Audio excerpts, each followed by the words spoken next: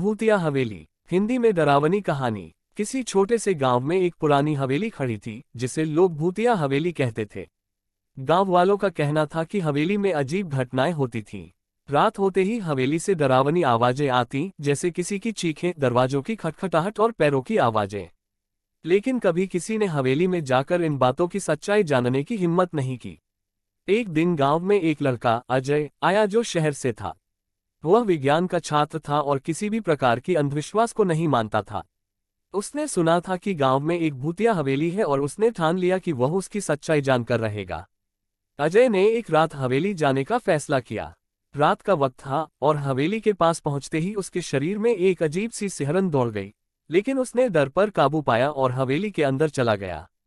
हवेली अंधेरे में डूब चुकी थी, केवल चांद की हल्की सी रोशनी खिड़की से अंदर आ रही थी। अजय धीरे धीरे अंदर दाखिल हुआ। जैसे ही वह कुछ कदम बढ़ा, अचानक दरवाजे की चरचराहट सुनाई दी।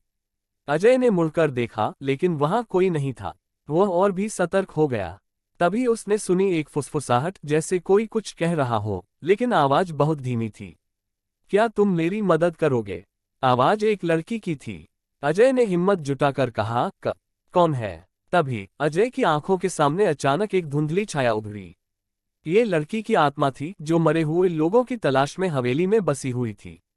उसने अजय से कहा, मैंने यहाँ एक हादसे में अपनी जान गंवाई थी।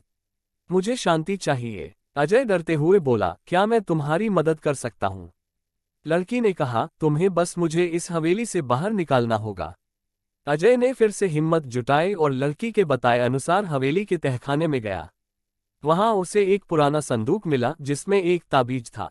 लड़की की आत्मा ने कहा, इस ताबीज को तोड़ दो और मेरी आत्मा को शांति मिल जाएगी। अजय ने ताबीज तोड़ा और तभी हवेली में एक जोरदार धमाका हुआ।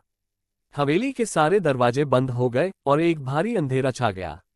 अचानक वह लड़की गायब हो गई और हवेली में शांति छा गई। अगली सुबह गांव वाले हैरान थे कि हवेली अब शांत थी और कोई अजीब घटना नहीं हो रही थी। अजय ने सबको बताया कि लड़की की आत्मा को शांति मिल गई थी